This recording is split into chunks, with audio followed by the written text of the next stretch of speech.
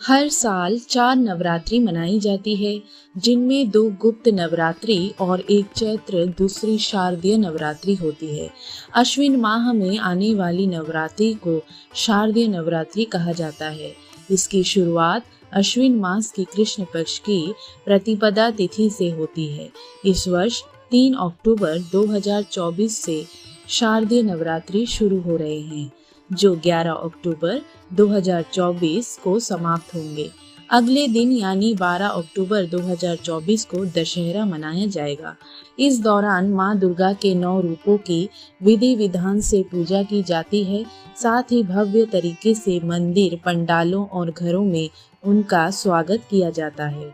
हिंदू धर्म में नवरात्रि को धर्म की अधर्म पर और सत्य की असत्य पर जीत का प्रतीक माना जाता है।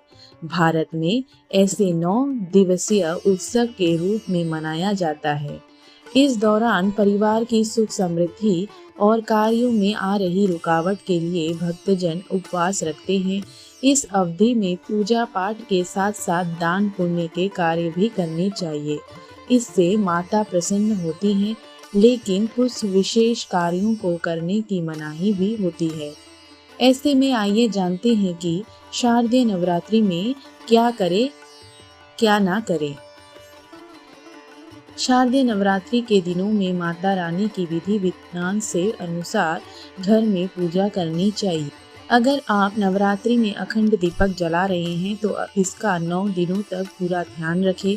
इस दौरान अखंड दीपक की बत्ती की लौ या ज्योति ऊपर की ओर उठनी चाहिए।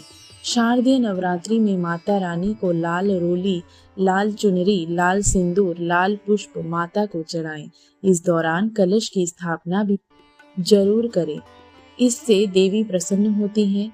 धार्मिक मान्यताओं के अनुसार कलश को ब्रह्मा, विष्णु, महेश और मातृगण का निवास बताया गया है। नवरात्रि के दिनों में घर में सात्विक भोजन ही बनना चाहिए। इस दौरान लहसुन, प्याज का सेवन ना करें। साथ ही घर में भी इसका उपयोग नहीं होना चाहिए।